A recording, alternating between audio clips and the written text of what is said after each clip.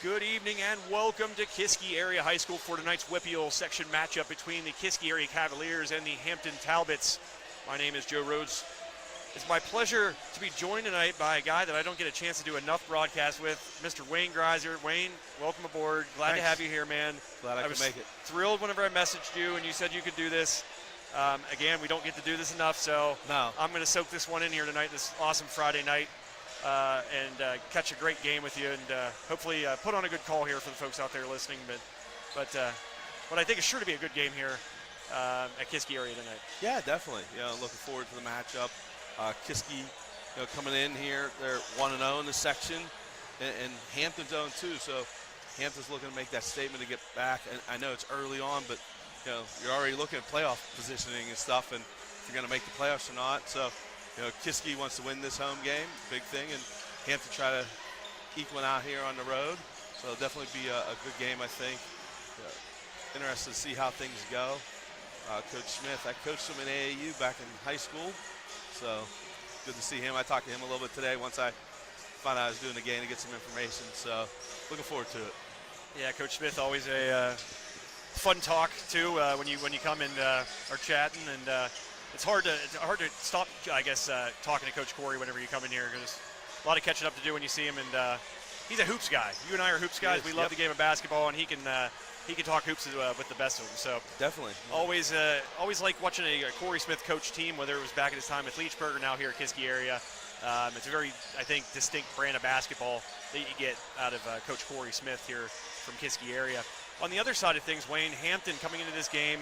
A lot of turnover. I mean, that goes without saying. You lost pretty much your entire starting group, a team that went very deep in the playoffs. One of their best seasons of all time, going 25-5 and reaching the WPIAL Class 4A finals and also the PIAA semifinals with, again, an all-senior lineup. So it's maybe some growing pains to take place here in the early part of the season for Hampton. I really don't consider the season to get going until after the new year. So it'll be interesting to see how they are tonight, how they gel. But I think the thing is, yes, you lost all those seniors, but a lot of those guys got to play with those seniors and got to play under that winning, formula that was here last year that carried them as far as the PIAA semifinals. So certainly Hampton, a team that's probably looking to gel a little bit for Kiski area on their side. A lot of returning guys, still kind of a young team. They lost a little bit of leadership last year as well, and the likes of Isaiah Gonzalez and Jason Flem. I know he was injured, but there were a lot of guys that had been here and had played a lot since their freshman year. And hopefully, I think for Kiski area's sake, a lot of those guys help bring a lot of these guys along, whether it be Keller or the younger of the two Gonzaleses,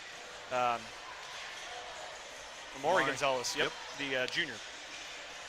So we're about 3 minutes from tip-off here at Kiski area. Should be a good game here between the Talbots and the Kiski area Cavaliers.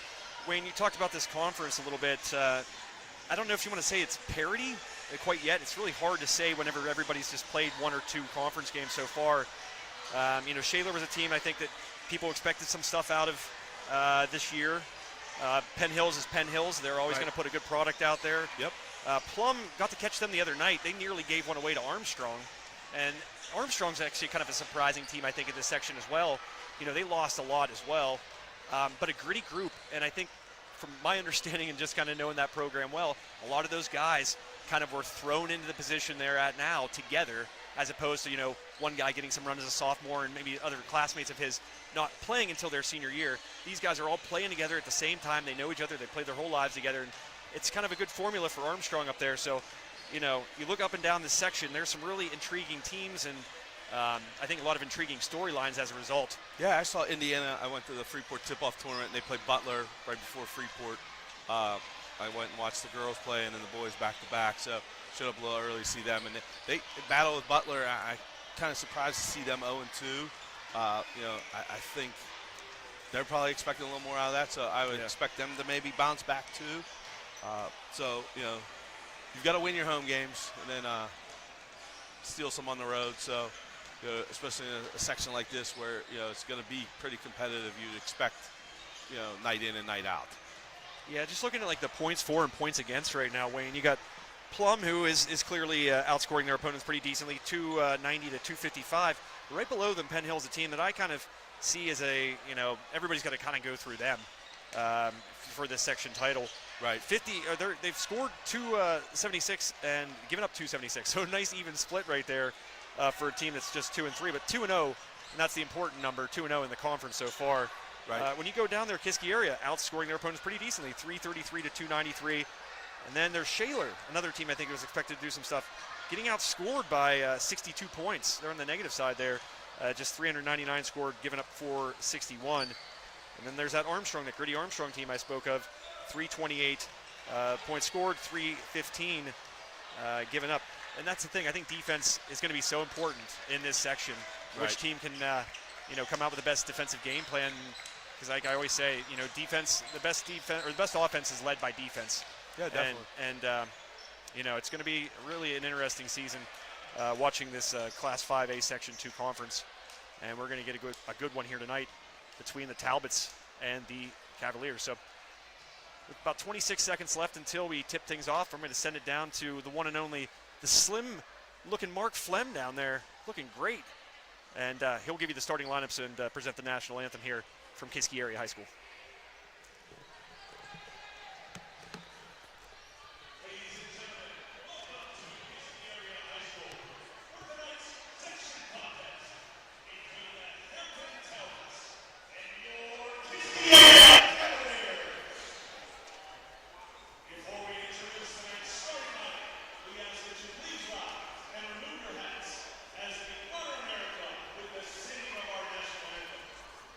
Singing the anthem tonight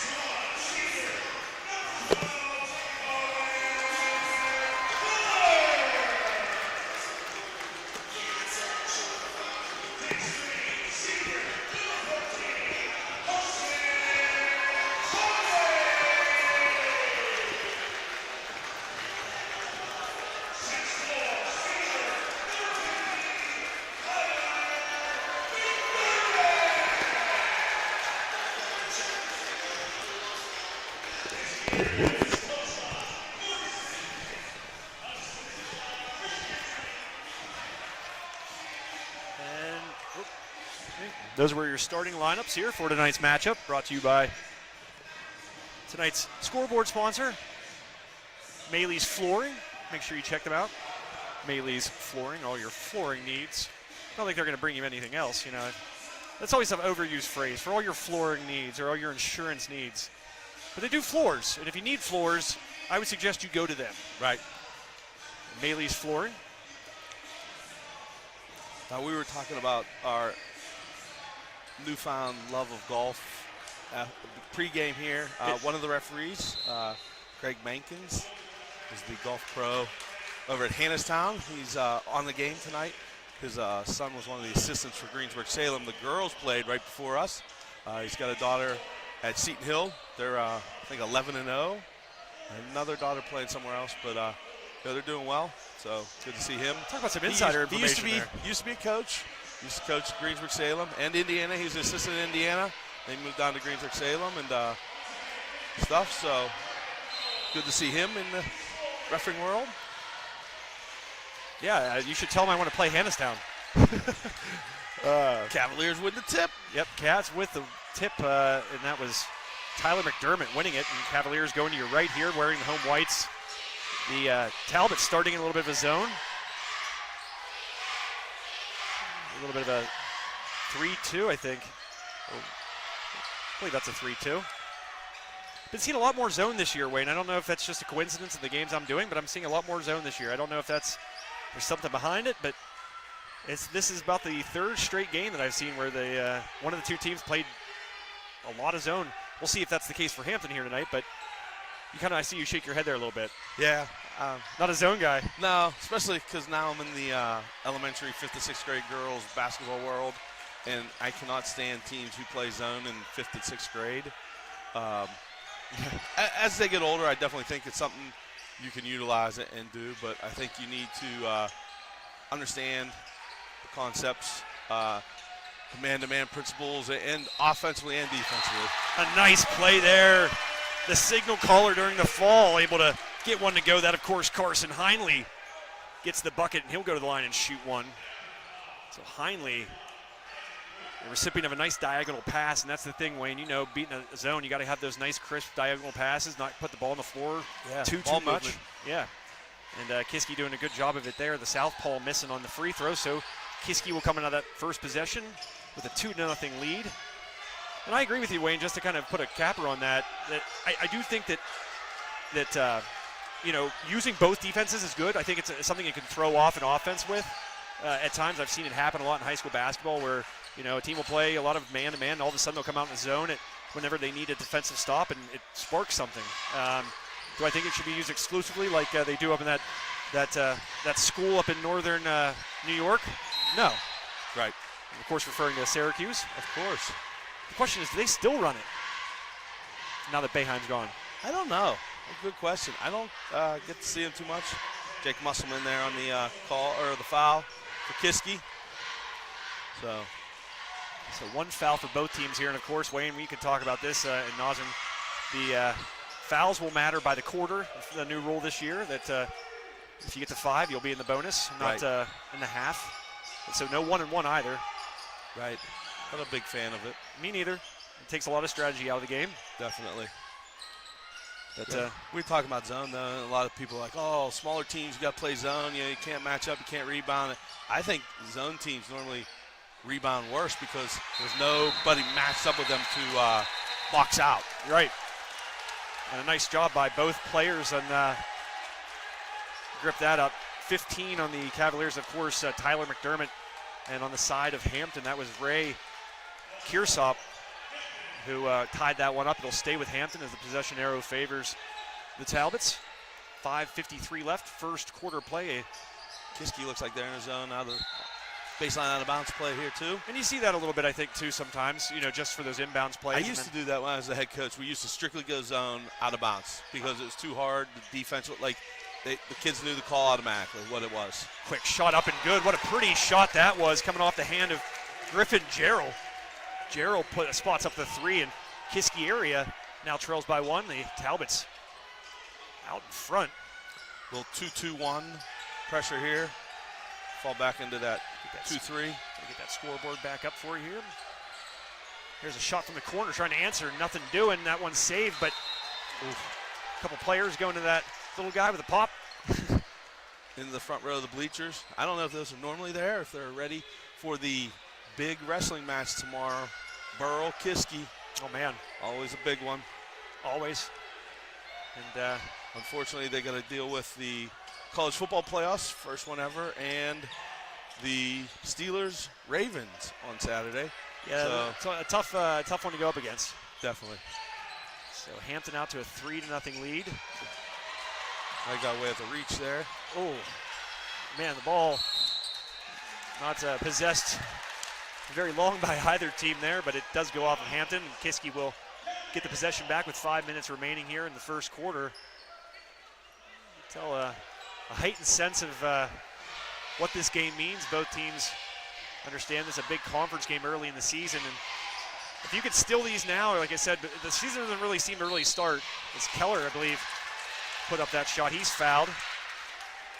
Yep, Colin Keller, the senior, will go to the line. I believe shoot 3, Wayne, but I look at these conference games before January as kind of warm-up still. You know, the real season doesn't start until after that, so if you can steal one here right now, that could really bode well for either of these teams, right, and their playoff hopes.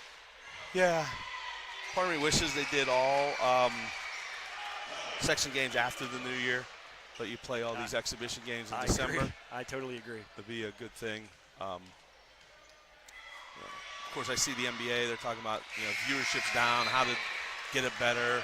Somebody suggests, Steph Curry, I think, suggested start on Christmas Day. Have those games start NBA, Christmas Day, da-da-da-da.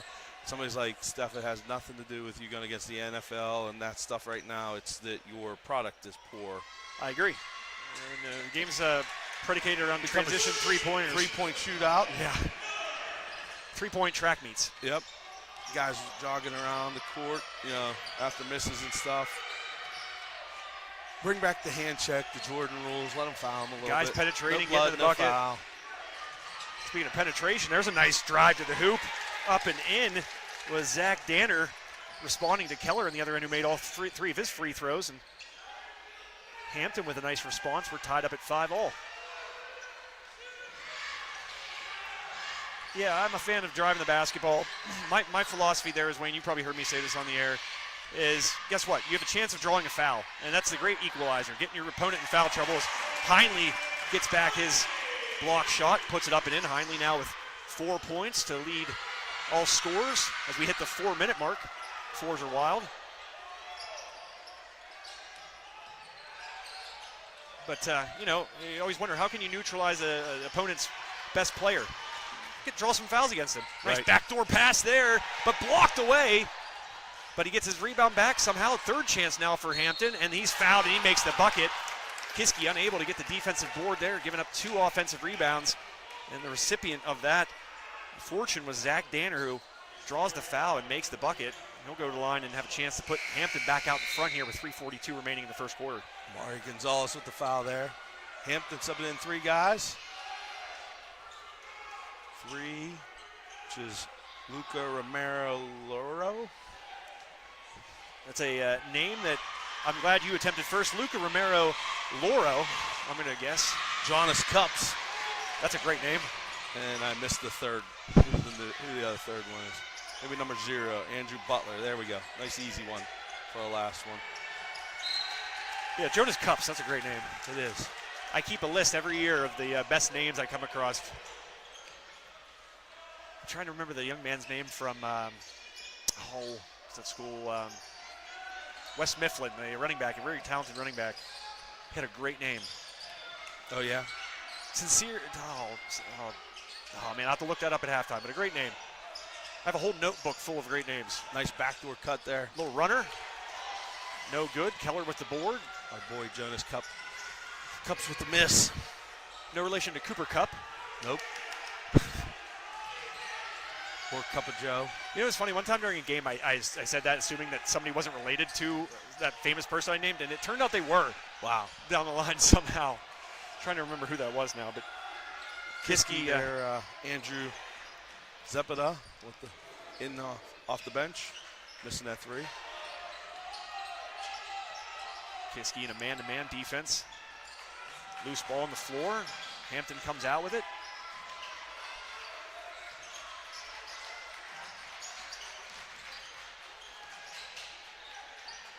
Thinks about shooting, but going to drive, kick it back out was Luca Romero-Loro, and that bucket's good. I believe that was that number 11, if I'm not mistaken? Yep.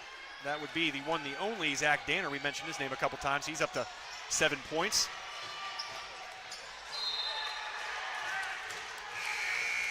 So a 10-7 lead here with 2:12 left. Another substitution in is number 5, Luke Klaus. Should have went Claus. Claus? Santa Claus. No, it's probably Klaus. Is it? We're going Santa Claus. You know what? You have me thinking it might be Claus now. I hope it is. Nevertheless, he is in the game, and Hampton now, Wayne, once you know it, playing a little man-to-man. I didn't catch it for the last few possessions. Actually, I think it's a 1-3-1 now. Oh, it is, yeah. From the 2-3 to the 1-3-1. Yeah. Good observation. One that only a coach would notice.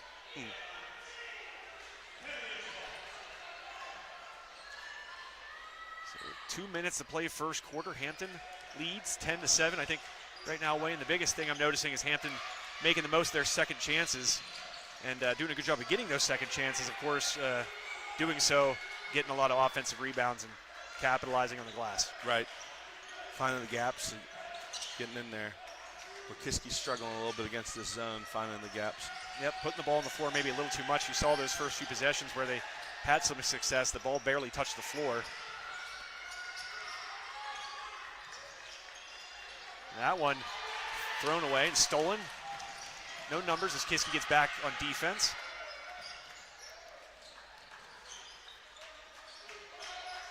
So be curious to see whether or not Hampton plays exclusively zone. They've already switched which type of zone they've played, but I have a very Syracuse-themed night here on the side of the Talbots. Little turnaround pop, nice shot there. The turnaround from the foul line by Andrew Butler gives the Talbots, I believe, their biggest lead of the night, 12-7. 48 seconds left, and a foul committed far away from the basketball, or the hoop. An effort to maybe get the subs in, but that was, you want to burn a foul there if you don't have to. Now they're not going to the 7 fouls. We'll reset here in 45 seconds, so not a horrible foul, I guess. Yeah. Unless he's in foul trouble. Yeah, 3 fouls for the Talbots, 2 for the Cavaliers in that first quarter. Still some time left to add to it. 36 seconds left. And Hampton in that zone defense. Really, Kiski. Back to the 2-3, it looks like. Yeah. Dribble drive up, blocked away there. Getting a hand on that was number 5 for the Talbots. Luke Klaus or Klaus. We'll have to find out. Always like to listen to the PA guy down there, and I haven't heard Mark. Didn't hear him mention it in the pregame. Maybe I should have listened. Maybe we can ask the JV guys over here doing film. They'll definitely know. Yep. 8 seconds left here. Got to get something off. Drive up, high off the glass. Tough shot. Outlet pass. 2 seconds left. A chance for the Cavaliers. Oh, and he misses it. That's where you're worried about the clock there and just trying to get it up there, and not so a little distracted by the time left there, missing the layup as time expires, and that will finalize things in the first quarter. Your score: Hampton 12, Kiski area 7 here on High Top Sports Network. We're going to take a really quick break here and get some clarification on names, and we'll be back for second quarter action here. Wayne Greiser, Joe Rhodes, will be back on High Top Sports Network.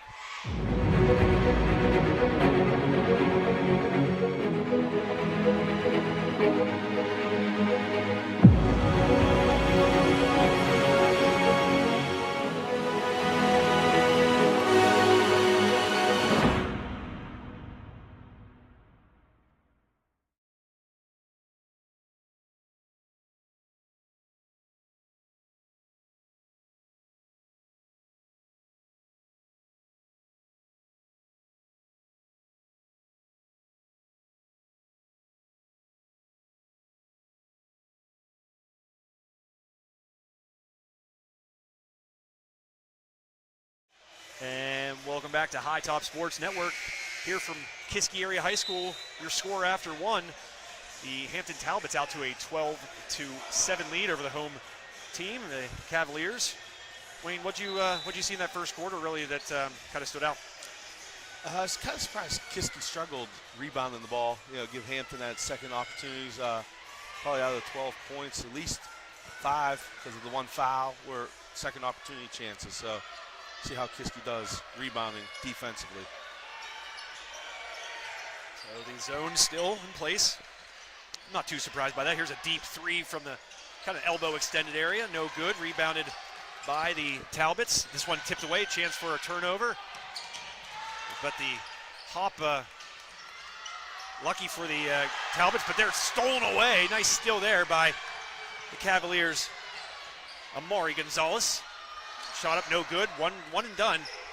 We saw Hampton getting a lot of those offensive boards in the first quarter. Really, Kiski area not able to do much in that category, Wayne. Right. There's a quick three up. Front rim, no good. Rebounded by the Cavaliers, more specifically Jacob Musselman. Here's Heinley up and good. The lefty gets it to go. Heinley now has 6 points to lead the Cavaliers. The only other score right now for Kiski area is Colin Keller with 3. He got those all from the line. So the only player in Kiski area to get a field goal so far, Wayne, is Carson Heinley. Yeah. Little runner there, no good. Musselman skies for another board.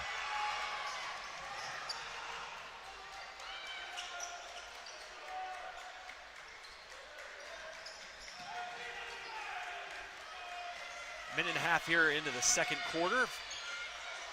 Your score 9-12. Kiski able to put a couple points on the scoreboard. Another layup for 10. Another one. Musselman. Yeah, Musselman. So that's the first field goal by a Kiski Cavalier not named Carson Heinley. And the Cavaliers back within a point. Great pass. And a big swat there. Nice job defensively by Musselman. Here's an outlet pass to Heinley. The lefty goes up, misses it. Well contested there. Good job by, I believe that was number 2 for the Talbots. Ray Kearsop getting back on defense. When I see these uniforms, I just think of Pitt. I know. They are so Pitt-like. It's a shot from the elbow extended, good. And Hampton doing a good job shooting those 3-point field goals. We were talking it down a little bit earlier, saying how the game today's basketball really revolves around the 3-point shot, but Hampton making it look easy here tonight. That time, that was Luca Romero-Loro with the tray.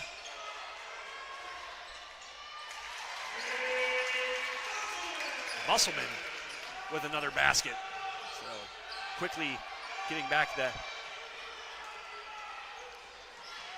bucket of their own was the Cavaliers. Musselman more Great specifically. Pass. Foul on the floor. I believe it's going to go against Keller.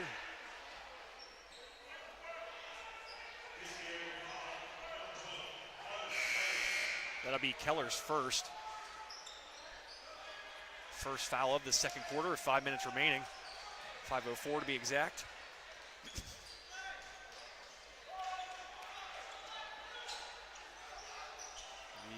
Talbots will inbound it under the basket. And pouring out is Butler, who made a couple really nice baskets. Good looking shot off of that young man wearing the 0. Another nice shot from Butler. A little bit more arc on it there, Wayne. Good touch by the junior, 5'10" guard, Andrew Butler. They've got in the paint there. Nice little pull-up. Here's Keller with a 3. Good! Nice response from Keller. So he's got 6 free throws and made 3. Back and forth we go, a 1-point game. Hampton leads by 1. Here's another 3, rattles out. That one looked like it was going to be good. Outlet pass to Keller. Keller gets a diagonal pass to Heinley. Heinley fouled as he goes up, and the defender took more of the brunt of that one, it seems, than Heinley did. But all that matters is Heinley will go to the line now and shoot 2. for the Cavaliers, who look to regain the lead possibly here. Porter Kelly with the foul. It's his first. First for the Talbots. Heinley's first, up and good. Wayne, did you ever rock a haircut like Carson Heinley? I did not. Kind of jealous. Do you wish you would have in retrospect? I think I do. Me as well. Nice flow. It's great flow. A lot of lettuce where it needs to be. Trimmed down where it should be. This one loose, and letting that one go was Jackson Mahalik for the Talbots, the sophomore. Lets that one bounce out of bounds, and the Talbots get the ball back with 4:02 remaining, second quarter. We're tied up 17-all. Avon Shirley making his first appearance for Cavaliers, 13. Gonzalez goes to the scorer's table as well. He'll check into the next dead ball. Nice pass there as the defense kind of slid over to stop the baseline drive and left the cutter open. And 15 with the foul. That'll send Ray Kearsop to the line to shoot two. As you said there, Wayne, the foul goes against Tyler McDermott, just his first. Rattles around and is good. Just mention quickly too, if you got another device on and you really like hoops, you got another device to put a game on. The West Shamokin girls on the High Top Sports Network tonight playing Homer Center. Homer Center just 2 years out of a state championship appearance. That year, Wayne, surprisingly, or not, maybe unsurprisingly, the Heritage Conference had 2 girls teams playing a state championship game out of one conference. It's crazy. Yep. Homer Center, of course, and the other. This is a question. This school is near and dear to a good friend of yours heart. West Shamokin? No. Oh, man, how are you not getting this? He's out there listening to this game right now just screaming at you. River Valley. Oh, sorry, Big E. Eric Westendorf, of course, employed by that district. A fine school district once known as Blairsville and Salzburg separately. Now River Valley. The foul drawn there on the drive to the hoop by Musselman. And we've seen him get a little more aggressive here in the second quarter, Wayne, really kind of asserting himself into the offensive end of the things for Kiski area. Yeah, I like how he's taking it to the rack. Not afraid to.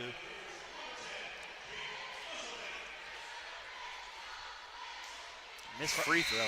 Across the way there, notice walking out, new athletic director, Jake Nolf here at Kiski. Former Edinburgh head football coach, making a transition back to the high school level in the athletic director realm here. Local ties? Yeah, he's from Apollo Ridge. I didn't know that, according to the newspaper article I saw, he was actually literally commuting from Apollo Ridge to Edinburgh. Wow. That's a poke. Yep. Couple, as you mentioned, head coach at Edinburgh, and then Edinburgh connection. We have a couple guys. You mentioned West Shamokin. Bo Swartz, the quarterback at Edinburgh, had an really nice season for the Scots. Yep. And then, of course, another local guy was a coach at Clarion. I believe he's still there. Weibel, Catani guy. Oh, yeah. So a lot of local ties in the PSAC. Tim Burke. Son Derek was a freshman quarterback there from Deer Lakes. They had a couple guys up there this year that were freshmen from Deer Lakes. Timeout for Hampton.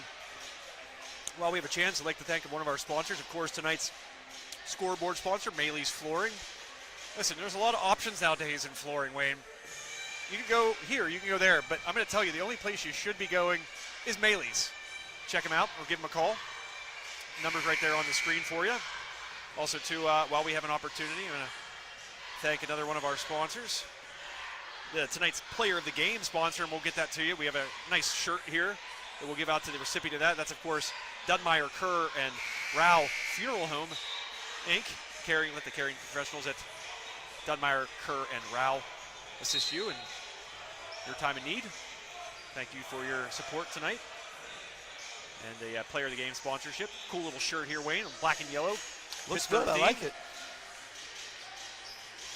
Also, like to thank Duda Cable Construction Incorporated right there in Vandergrift. Give them a call, 724-567-3004. That's due to Cable Construction, Inc.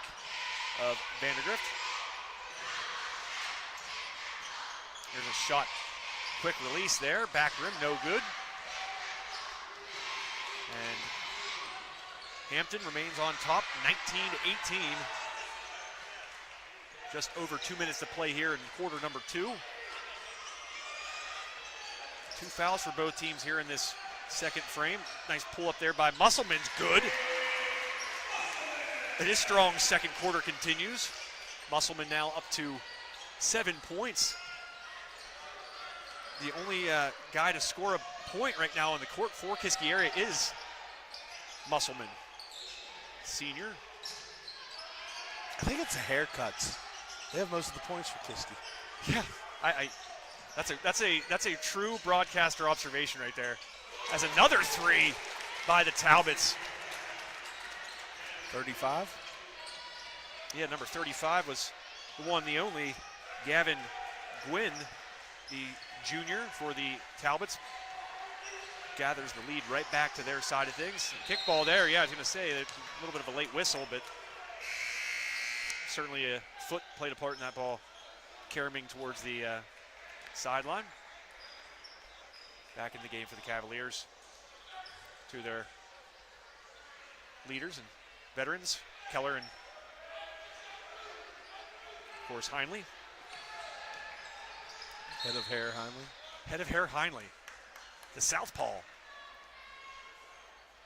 Don't see too many southpaw quarterbacks, but not sure where that sound's coming from. But Heinley, not just a southpaw, but a good southpaw, had a really great season for the Cavaliers. I have a soft spot for lefties. Lakin's a lefty. Do you have lefties in your family? Once again, she's a catcher, so that's not very normal. Yeah, that's random. It's like having a lefty third baseman. Now in softball is more accepted. Yeah, it's true. We're covering some softball around here. I've seen a couple lefty. There was a girl for, I want to say, North Hills a couple years back when we were doing a WPIAL playoff game. It was a southpaw. Florida, they were ranked 5th in the country, had a left-handed catcher this year. Another one of those loose balls that Hampton manages to come up with. And a jump ball. Who else but... He was going to call foul, I think. Wow. Yeah, that foul's going to go against Heinley, and he looks shocked. I'm a little shocked myself there, Wayne. That was a loose ball. And yeah, I thought it was going to be a jump ball. He kind of just... it was kind of below him, and it looked like he kind of just got down on top of it. But somewhere in there, the referee saw that he committed a foul. Nice one-handed catch there. Maybe a couple steps, but they play on. NBA. Yeah. It's crazy to think how much the NBA has changed, even the high school level of basketball. It's obvious how it's starting to change college as well. Another nice pull-up right around that free throw area. If it hasn't been the threes that have been falling for Hampton, we've seen him make a lot of those little pull-ups right from the line, Wayne. And that's helped them get the lead back here, 24-23, as we near 15 seconds left here in the first half. Quick moving second quarter. Yeah. Pretty good shooting night so far for Hampton. Keller just missing that one. Heinley gets it back with 2 seconds left. He blocked away, and that's how things will conclude in the first half. A nice offensive board, a rare one for Kiski area there as the time is about to expire. And Heinley and company will trot off, and Coach Corey Smith will have a word with his team and see what improvements can be made as Hampton coming in here to Kiski area tonight leading 24-23 after 16 minutes of play on High Top Sports Network.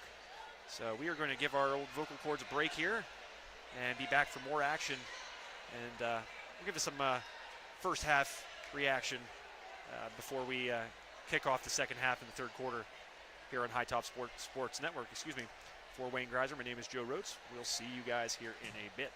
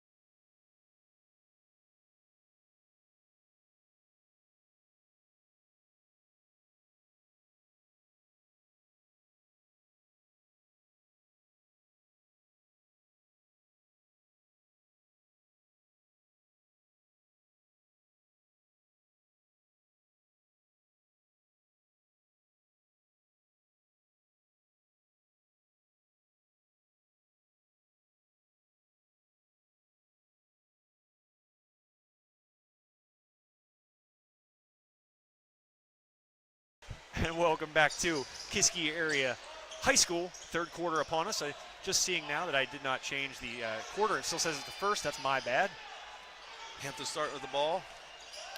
Yeah, Kiski in his zone now. How'd you always feel coming out in the second half and going to the other end of the court? Is it at halftime or is it every other quarter? Halftime. Yeah, that's what I thought. So you're shooting at a different end. I guess for me, it was dependent on the venue. Yeah. Home, it's not as bad. You're used to it, you know. Try to practice as much. Hampton picking up right where they left off. A bucket off a nice little jumper there. 35. Number 35 is, of course, mentioned him earlier, Gavin Gwynn. The scoreboard just gave it the 14. Oh, gave it 14. My apologies. That's a Griffin Jarrell. This one poked away. A turnover on Kiski's first possession. Talbots, Wayne. Minimize this for 26-23. And anything you can do, I can do better. Kiski in a little bit of a zone now, Wayne. Yeah. Good ball reversal. Shot up. Front rim, no good. And that's the thing, you know, this zone, they're going to be careful because Hampton's proven to not be afraid to pull the three. And Keller missing one of his own there. One and done as Hampton brings in the board. But, you know, quick passes can leave guys pretty open in a zone, Wayne. And this Hampton team, I think, has been pretty efficient for the most part, shooting the J and particularly shooting from behind the arc. Right. There's a weird sound again. Yep, no idea what that is. Loose ball, and there's a second chance opportunity. So many second chance opportunities here by the opportunity number 4 here coming down for Hampton this trip. And you got to think, you know, what are the points off of those second chances right now for Hampton? It's pretty sizable, I'd say. Ooh, that's a travel. And you know, you're as a ball handler there, you want to get that call because there is a little bit of contact, but that's where the referee's just going to say you're a little out of control, and right. And thus the ball goes to the Cavaliers. 5:50 left. 3-point lead in hand for the Talbots. Well, nearly taken away. Musselman driving the lane. He's going to go up with it, and he is fouled. Let's see if that was shooting or on the floor. I guess they're going to say continuation. Yep. Blue 4 with the foul. Tell me my man there. Porter Kelly, that's 3. Doesn't look like an old school referee. Got the hair part there to the side, to the far side, who called that foul. Yeah, I'm not sure who he is. It looks like a referee you'd see in the movie Hoosiers. Yes. As Musselman gets that one to go. And as I said there, halfway through the second quarter, Musselman's really kind of inserted himself in this game offensively. The first quarter kind of belonged to Heinley, but Musselman really picked it up really since the midpoint of the second quarter. And ironically, Colin Keller was the leading scorer with 9 at the half for Kiski, with those 2 threes and then all 3 free throws. He had 9, the other 2 had 7, and that was the 3 players who scored for Kiski in the first half. Yeah, that's a great observation. Meanwhile, when you look at the other side, everybody on the floor right now for Hampton has scored at least a point. Really, yeah, the guy that just had the foul trouble, number 4, Porter Kelly, starter, he's scoreless, but he sat a lot with 2 fouls, and now he'll probably sit a lot with his 3rd foul.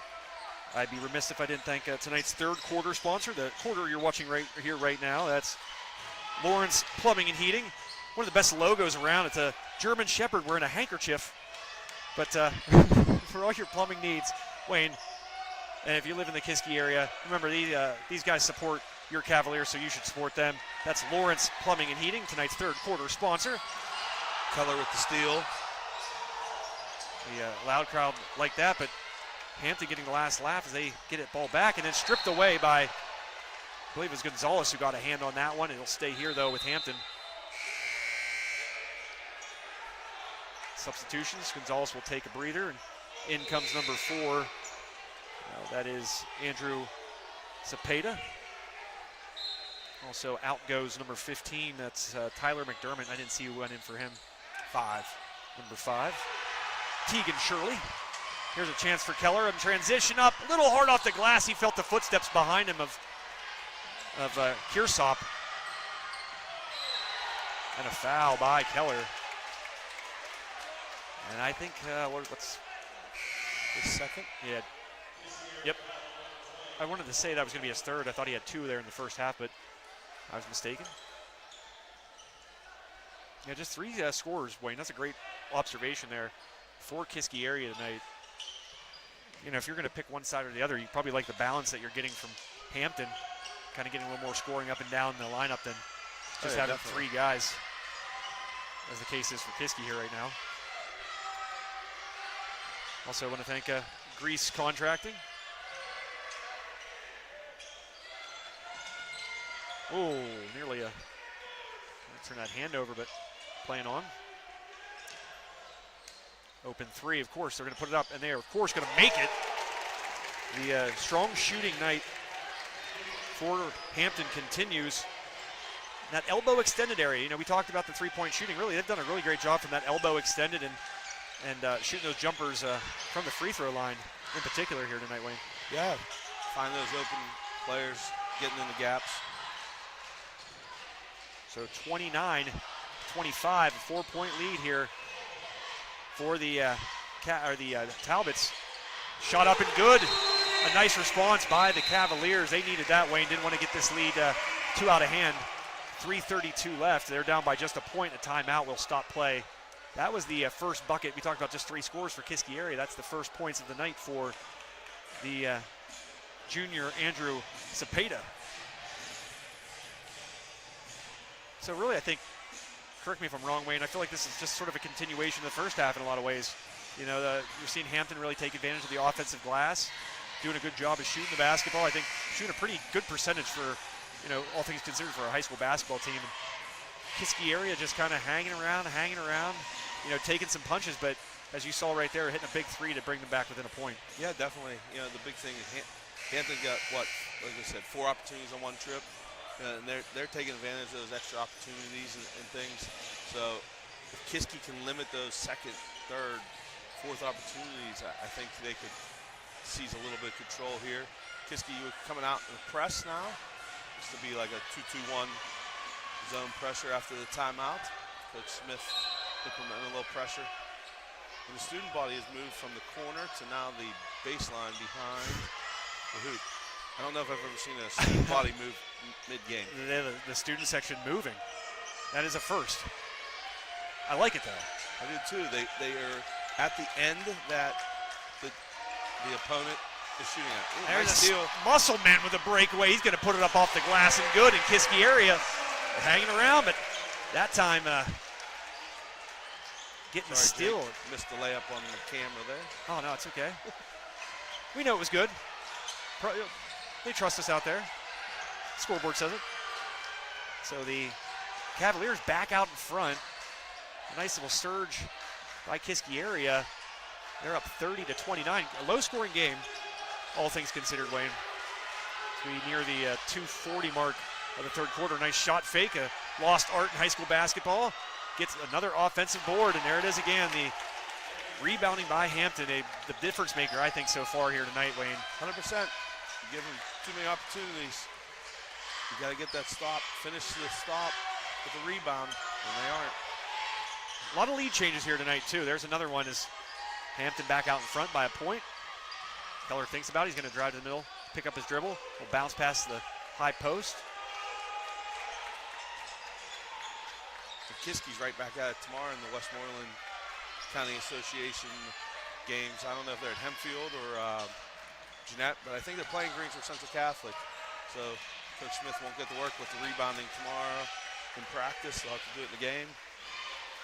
That's a new thing, the Westmoreland tournament, correct? It's only a couple years old, or yeah, is that something I think ongoing? They kind of went off of they do the 7-on-7 in the fall, in the summer for football. They do a Westmoreland County thing. And a few years ago, they started doing more basketball. So it's pretty neat. I kind of like it. Looks like the Kiski area would do it. Pick a couple gyms, rotate around a little bit. Yeah, no doubt. To see some local matchups all day long, boys, girls. Well, I think it might. I don't know if it's all boys tomorrow, if it's boys and girls. Yeah, and you end up as a result seeing some matchups you don't see normally during the regular season. That's why you kind of are drawn to the Christmas tournaments and the tip-off tournaments. Right. as a whole. And there's a loose ball that goes the way of the Talbots, and that's another thing tonight, Wayne. It seems like every loose ball has gone sort of Hampton's way.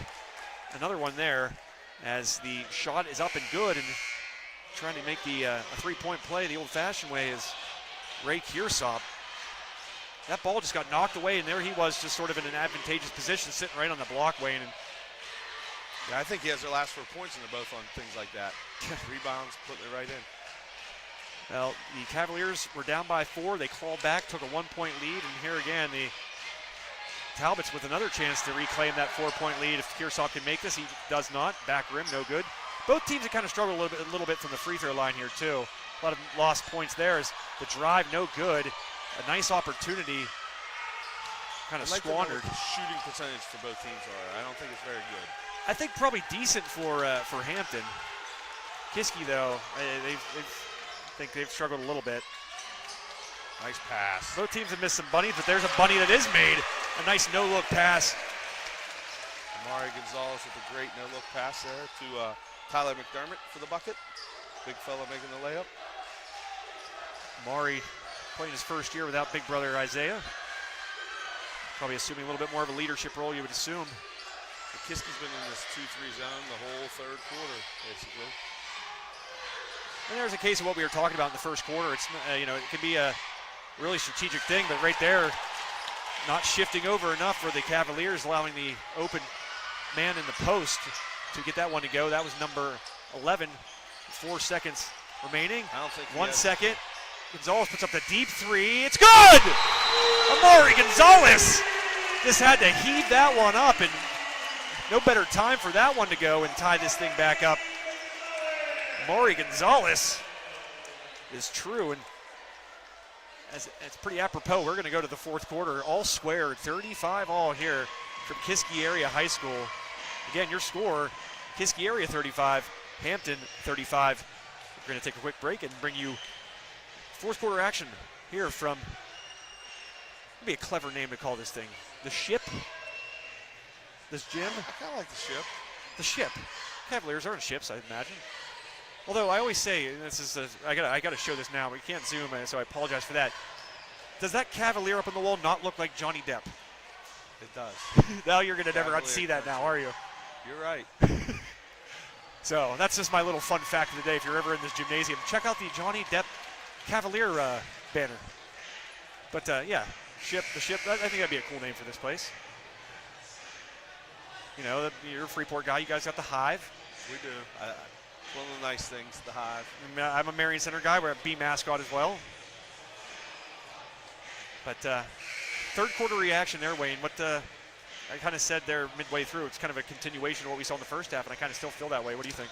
Yeah, it's a tie game, and if Kiski would get just some stops and rebounds, it could be a little different outcome right now.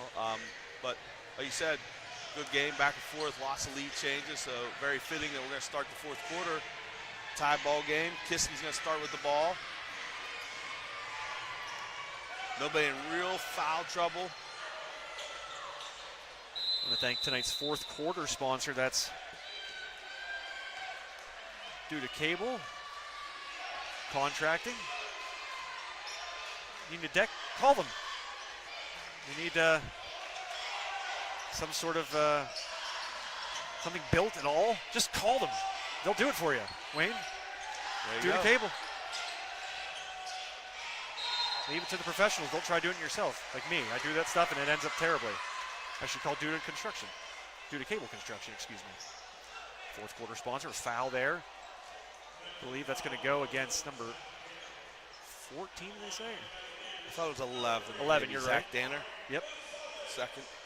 Yeah, nobody really has gotten into foul trouble here, Wayne. Everybody's kind of done a good job of avoiding, well, there is one person out there with 3 fouls. It's for on the side of Hampton. Porter. Otherwise, Porter Kelly. Yeah, otherwise everybody's kind of been able to avoid foul trouble. I want to say I read in a preseason article, Porter is out for the first time this year, maybe after sitting out a year or two. I think he was the quarterback on the football team. I was doing my crash course today when I decided that I was coming up. You retain information a lot better than I do. Nice tie up there. Heinley's got that high motor. You know, you're as a coach, Wayne, you probably know this. You want those guys on your team, those guys that are going to lay out for that loose ball and kind of scrap a little bit and, you know, tie up as many possessions as he can. That's kind of what Carson Heinley brings. Oh, yeah. Besides that, the great flow. Yep. The lettuce is on point. It is. I, unfortunately, Wayne, I'm starting to lose my lettuce. Ooh, The salad's running dry, man. my daughters make fun of me all the time now. Dad, you got a bald spot in the back. You know, to borrow a line from my mom, I earned this bald spot. I tell them they caused it. Amen. A nice pull up there. Been kind of money from there tonight, and there's another loose ball going. Loose ball rebound. But that one's stuffed by Musselman.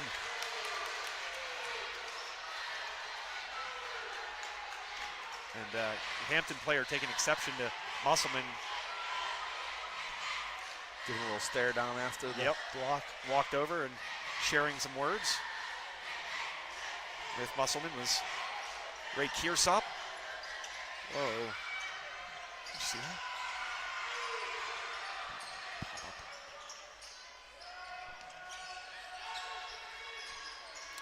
6:53 left. I think it's off Hampton's knee. Yep, good call. One of the rare times where kind of one of those bounces go the way for the Cavaliers. You saw a minute ago, another one going for the Talbots. So the Cavaliers with the lead and the ball. There's a shot by Keller from the corner, good!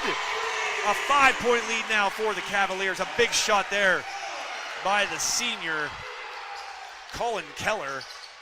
Now up to 12 points. First three of the second half. He had 9.5. And a rare 5-point lead. And this one stripped away in the post. And then a foul committed as Heinley made his way to midcourt. I said a moment ago, a rare I don't want to say a big lead, Wayne. A 5-point lead is not very much, but you haven't really seen Kiski area able to kind of create much separation when they've had the lead. Yeah, that felt like they get a 1 or 2 point lead and then give it right back or end up tied. So, see if they could build on the momentum. Yeah, I had a weird pop-up ad. I don't even want to say what it was as I'm looking up Duda Cable Construction. But they're on Dime Road, 756 Dime Road in Vandergrift. Give them a call, Duda Cable Construction, 724-567-3004. Also want to thank the official course, or golf course of High Top Sports Network, at least for the time being. And of course, Bird's Foot Golf Club in the lovely, always lovely Freeport, Pennsylvania. So that's part of the interesting thing about Freeport, just to add this in. A lot of familiarity for myself with Armstrong County is, my time spent at the newspaper, right? The Leader Times, and High Top Sports Network, a third-party contributor of the sports section, or the content creator and designer of the page, sports section. Part of Freeport is in Armstrong County, and part of it's in Butler County. Correct. So, as a whole, does Freeport look at itself more as a Butler school or an Armstrong County school? Butler. I think so too. Because you have Buffalo Elementary, the middle school, and the high school. All three of the four schools are in the Butler County. And the high school is as well. Yes, the high school, the middle school, both are. And the Buffalo Elementary. South Buffalo Elementary is the only one in Armstrong. But Bird's Foot, for instance, that if you lived at Bird's Foot or around it, that'd be Armstrong County. Yes. I actually grew up in Armstrong County. I lived in South Buffalo Township, which is Armstrong. I like to hear it. And they part of North South Buffalo Little League back in the day was the league. So what's the Buffalo? Now North Buffalo is Catania. It was Armstrong School District. Though it's weird. What's the Buffalo tie to Freeport? As there's a breakaway here, chance. Oh, what defense! And somehow, some way, from his hip, number 15, Jonas Cups. Cupped it. Yeah, I was going to say he cupped that off his hip, Wayne. And what a tough shot that was. Give credit to Musselman, and got back on defense and made a valiant effort. But Cups, as you said, cupped it. And able to get it to go, and now it's just a 3-point Kiski area lead with 5:36 left here in the fourth period. So yeah, what's the Buffalo tie? I'm not quite sure. So there's North Buffalo, like I said, which is part of Armstrong, South Buffalo, and then there's just Buffalo Township, which is where Sarver, where the high school, middle school, Buffalo Elementary all are. And there's a foul committed, and incensed is Hampton's Zach Danner, and I get why he is, but you had two players kind of mugging him a little bit there. Yeah, and it doesn't go against Danner. That's why I think he was so incensed there. It goes against his teammate, number 5, Tegan Sherlock, or no, I'm sorry, that's Cavaliers, Luke Klaus. But maybe back when Buffalo roamed wild here in Pennsylvania, there was abundance of them in that area. Yeah, and then there's Buffalo Golf Course in Buffalo, right? That's the home course of the Freeport Golf. And then Joe Spurmont, tallest coach I know. Yes, and then there was Buffalo Valley, which became the Phoenix, which became, I think it was White Buffalo. Now it's closed. They just sold it. Yeah. Like I went there and ate one time, and the restaurant was open, but the course wasn't. Right. Was it a nice course back in the day? Oh, I loved it. It was different, so it was nice. Stripped away there. Nice job by the Cavalier defense to kind of collapse in on him as he was coming to a jump stop. That was Butler, I believe. Yep, Andrew Butler. Now, supposedly they're building houses up there and going to make it a housing plan. I did hear that, actually. And there's a rough foul there. Corey Smith wanting the flagrant, but to no avail. I want to point out Coach Corey, what's he wearing shoe-wise tonight? We always note it. Some J's. Yep, just J's. Got the vest. He's a vest guy. I have seen that in some It's a new revelation. Coach Corey with the vest. His dad's got a vest on the bench. Yeah, it's a. Coach Clayton's got a. We got to get to vest. the bottom of it. Coach Bennis, that's a new addition to the staff this year. Long time. He was the head coach here for a while, boys, Highlands. He was Highlands girls coach for a few years, and now he's back on the bench here. His son, Mackie, graduated from Burrow last year. Boys, I think he's at Carlo, Chatham, one of those C schools in the city. Somewhere in Oakland. Yep. You mentioned, you made a kind of an interesting thing that made this pop into my head, or made a statement. A lot of coaches finding their way back to the bench this year, and in this conference in particular, Armstrong County Hall of Famer made a return to the bench this year. That, of course, Mike Nagy. Mike Nagy, I did see that. I was watching a high top broadcast, and I think you pointed him out on the bench. He just looks a little weird in the blue. He does. In the blue and orange. He's a very familiar face in that black and gray, of course, of West Shamokin garb. And back in the day, Shannock Valley. As Musselman knocks down his free throw. And really an impressive run here by the Cavaliers. We mentioned that they really haven't been able to hold any sizable lead. It's really been like a one-score game when they've had the lead, and here they are with a chance. I guess this is their largest lead if Musselman can get this to go. He does. It's a 6-point lead now for the Cavaliers. Whoops. I don't remember them being up by any more than 6 here thus far. No, either. And there's that zone again. You mentioned it, Wayne. That's been pretty exclusive here in the second half. Yeah. And it's got to be working, or else, this lead that Cavaliers have that really they've been unable to manage tonight wouldn't be what it is. Right. Seeing the ink work on Amari Gonzalez on there reminds me of the last time we actually broadcast the game together was mock football in Freeport. And a little. Oh my gosh, I have that clip is saved. A nice shot there again. That elbow extended area for Hampton has been money. I believe that was number 15. Cups. Yep, Jonas Cups. After that ridiculous layup he made earlier. But what do you remember about the tattoo talk? Because it was one of our good friends, a sponsor, Mark Sparrow Tattoo. Yeah, we were talking about the ink work we had, and I was saying how I have some. We're very unsuspecting guys. That you meet us, you might not think we'd have it. Yeah, and you were telling me about one that you supposedly had, and which was? Had me believing it. I don't even remember what it was. Wayne, you bought it hook, line, and sinker. I did. But there's a part of you, I could watch the wheels turning as I looked over to you. You're like, his stock just dropped. Yeah. Like, that's what I thought you were thinking.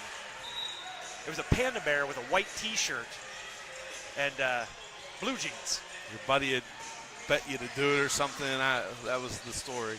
Well, you hear about those fantasy football leagues where like the loser's got to get a tattoo. Yep. Well, High Top's own Josh Reckengoss and I tried to do something similar to it. So we don't bet money because it's kind of pointless because, we own something together and it's like just kind of stealing from yourself at that point. So what we do is the loser's got to get something put on their bag. We put vinyl. So we'll put, for instance, I'm undefeated at this time. Josh is 0-3 since we started doing this. And I managed to put a picture of Tina Turner on his bag.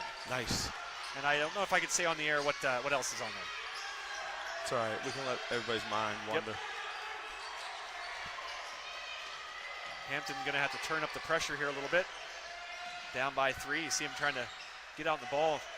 That's never really, I guess can't just let him stand out there, but you hate having to guard a guy that far out. Coach Corey Smith takes a timeout.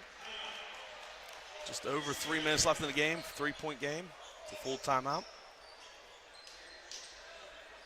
So a nice turnout here at Kiski area for tonight's game. Yeah, helped with mini cheerleader night, halftime there. Got to do a quick little dance. The question is, does the student section move anymore? Be interesting. Maybe they'll just sleep there for the wrestling match tomorrow.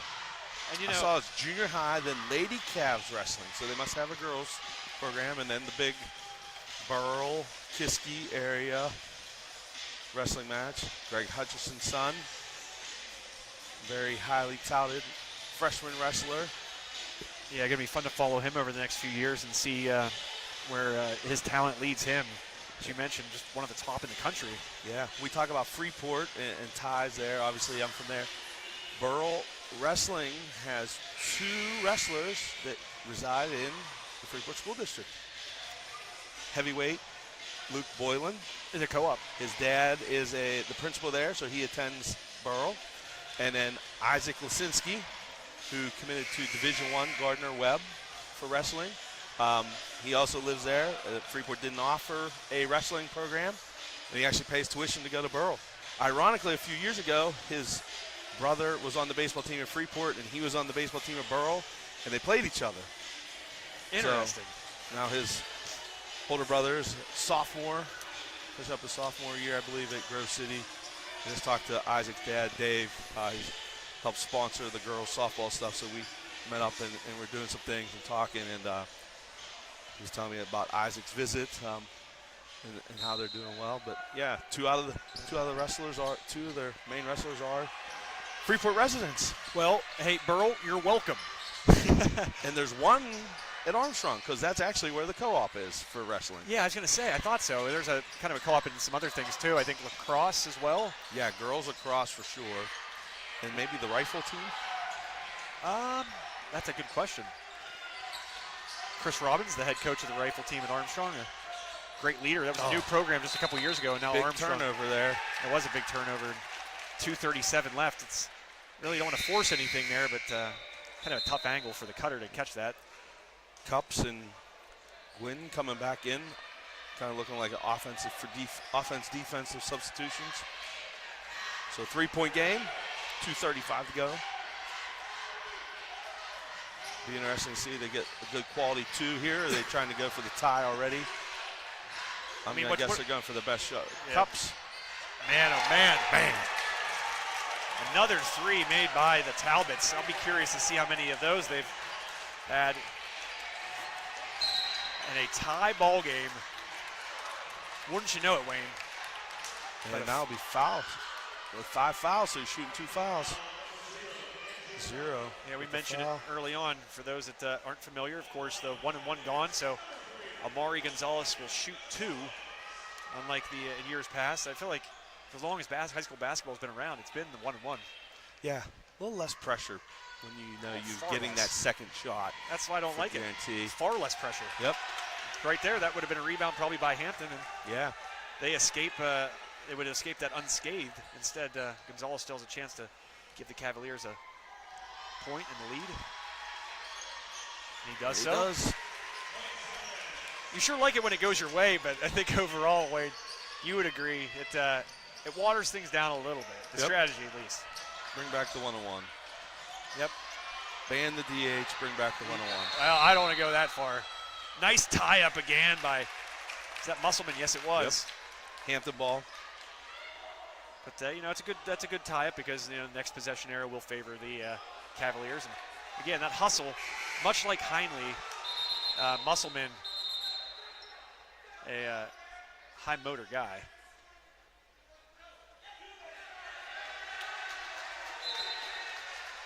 I think they just gave a warning to the coach,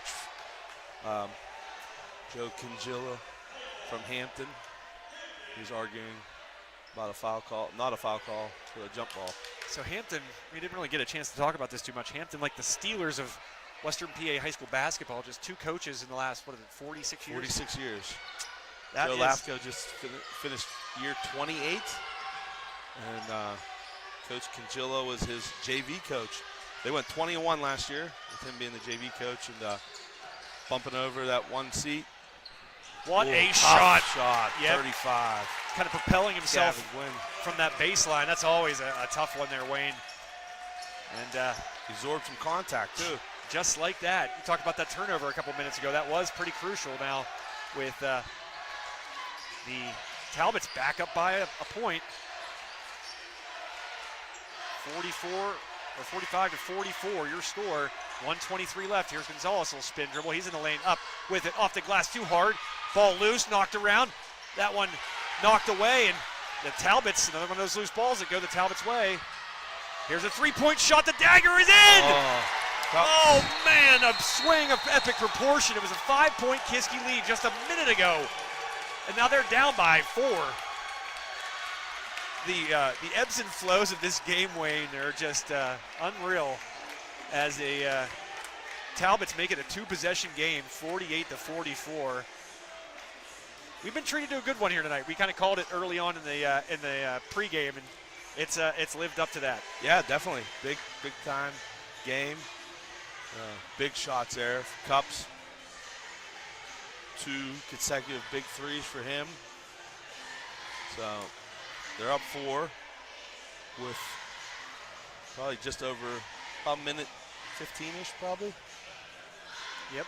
You got to look early because Kiski's clocks changed to the timeout clock, so it shows there's 20 seconds in running, but that's left in the timeout. So, man, what a swing that was, and you kind of called it there, Wayne. That turnover on that cutter. I can't remember who. I feel like it was Musselman who was either passed it or was cutting to the hoop. And when you're going directly to the hoop and you're in line with that player and you kind of throw it at them while they're going that way, it's kind of hard to bring that in. And it deflected off the Kiski area player, went out of bounds, and really ever since then, Hampton, particularly, was that I think it was both times. Was it Jonas Cups? Yep. Who made 2 huge shots there to give the. He made that layup earlier in the half here, and then those 2 threes, big threes, and he has 3 threes in the second half. He has 11 points, and all in the second half. It's kind of crazy to see the scoring for both teams, how it's certain players score one half and the other half. Yeah, because for the longest time, Kiski only had 3 guys in the scoring column, and now you see a little bit more up and down the lineup. 58 seconds left, and they need to be efficient here. Little room for a little margin for error right now for the Cavaliers. And Hampton back to the 2-3 zone. Because here's the other thing you got to notice, Wayne. No fouls for Kiski area. So if they want to be able to get the ball back and you start playing that foul game, you got to foul 5 times. Big 3, short. Keller, a little bit of a flop. And a tie-up. And Hampton, that might have done it right there, Wayne. Yep.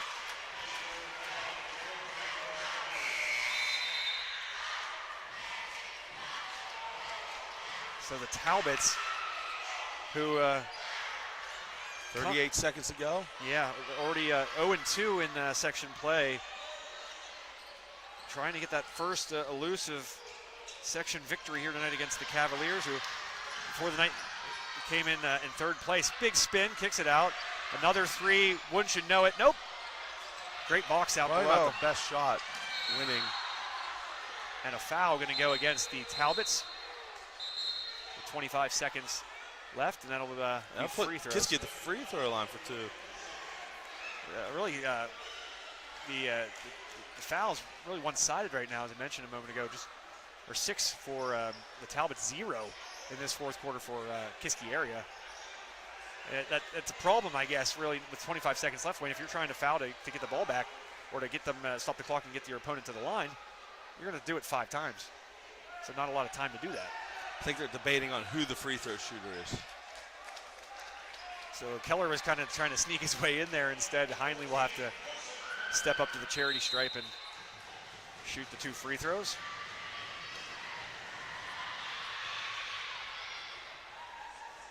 Carson Heinley,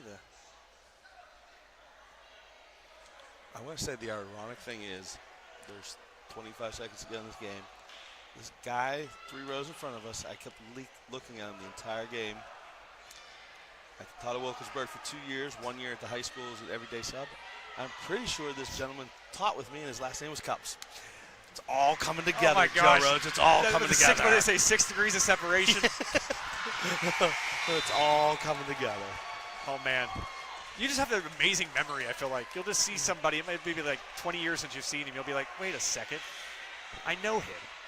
And then you have like a huge, awesome background story for it. Penn State Fayette's baseball coach is also in the stands here. See, that's exactly my point right there.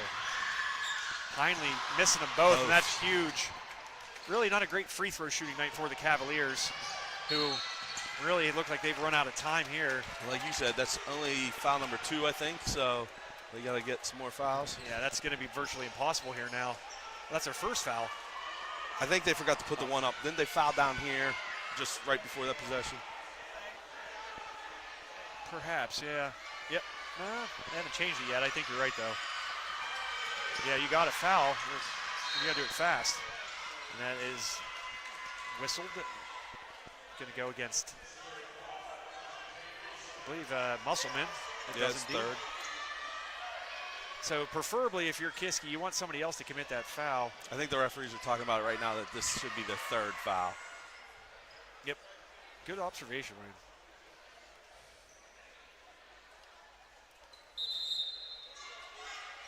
So the Cavaliers will take a timeout and strategize what to do here in a tough position.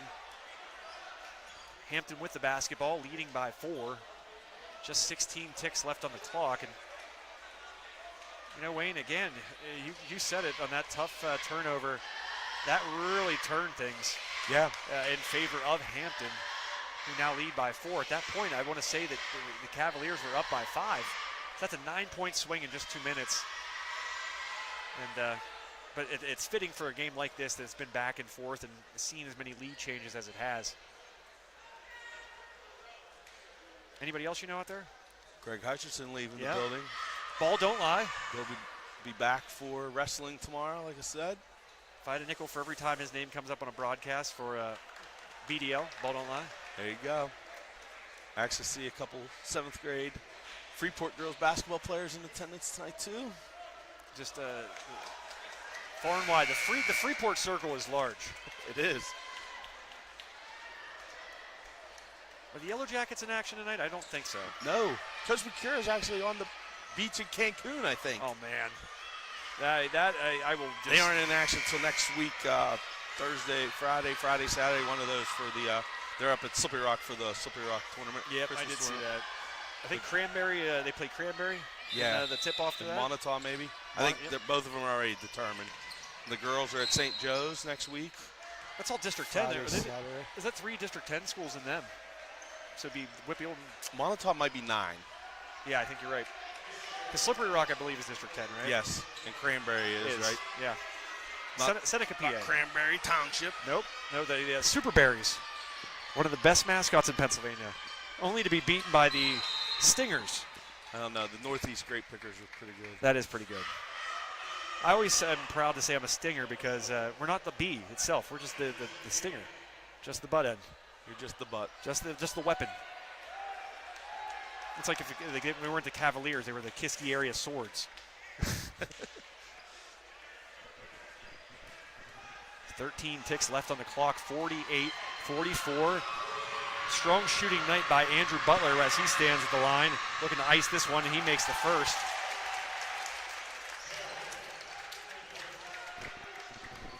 make it a 49-44 game, and pretty much this one's all but over. A tough one for Kiski area to swallow. It seemed like they really were starting to do what was necessary to take that first big lead, Wayne, as we mentioned.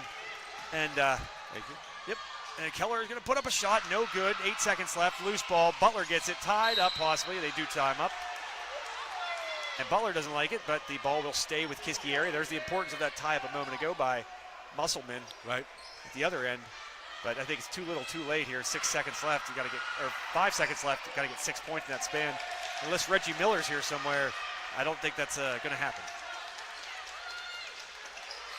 Keller going to do his best impression, unable to make the first, and that one rebounded apropos by the Talbots, who really cleaned up on the glass here tonight, and they clean up on the scoreboard, winning this one 50-44.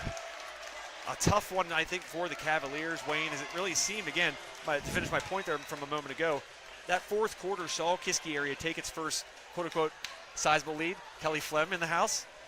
Saw them take their first sizable lead of the game. You saw a 6-point lead, I believe, by Kiski area, even at one point. Something they were unable to reach at any point in the first half, and really before that. And just like that, Hampton, much to do with their work on the glass and their defensive effort, and some of those loose balls bouncing their way, were able to come back and not just win, but flip the script and win by 6. So yeah, big fourth quarter, made some key shots there. Cups, probably the player of the game there in the fourth quarter with his performance there with that stuff. I think that's fair. Yeah. Well, how many points did Mr. Cups finish with? 11, all in the second half. Wow. Yep. So I think that's worthy. Kiski had 2 with 12. Jake Musselman and Colin Keller both had 12, followed up by Carson Heinley's 8, and then Amari Gonzalez ended up with 6. So yeah, I think, Wayne, you nail on the head again. I think Jonas Cups, the junior, what he did down there on the stretch, nailing those 2 threes was just ice water. Yeah. And very deserving of tonight's player of the game. Of course, he'll get this sweet T-shirt, and we'll get a picture of him holding it, hopefully, and get that up on our social media platforms. So make sure you follow us on Facebook, X, or whatever the heck it is now. X. It's ruined. It is. It is. Instagram, we used to have that. Maybe we'll make a TikTok. There you go. Who knows? But make sure you check it out on our Facebook and our Instagram at least. It'll be up there if I can find Mr. Cups, who also had one of the more impressive shots tonight. Got that ball taken away, had it kind of cradled on his hip, and still managed. Yeah, the layup, that was his first 2 points, and that kind of got him going. Made that awesome layup and then hit some big threes to pull out the win. Yeah, so Jonas Cups, our Dunmeyer Curran Rao Funeral Home Player of the Game, presented by High Top Sports Network. Congratulations to that young man, and congratulations to the thank you so much, sir. Thank you. Appreciate all the fine folks here at Kiski area. As always, they're awesome. So first time I ever broadcasted here. Beautiful venue. Great venue. Love it up here. There's a bathroom in the press box. That's all I got to say. I need to get to the Hawk's Nest, I think, to see how that is. A little higher up, but it's fitting for the fact it's a Hawk's Nest. Yes. Yeah. But that's one thing I am a little disappointed in Freeport. Like when they did the gym, it would have been great to have something. Behind the benches, there's the hallway. In the locker rooms, like how awesome would it have been to build something in there where above the hallway would have been a press box type area, would have been perfect. Makes a little broadcasting a little difficult. Hey, Sean, there, if you're out there listening, which I highly doubt you are, let's make it happen, man. Yep.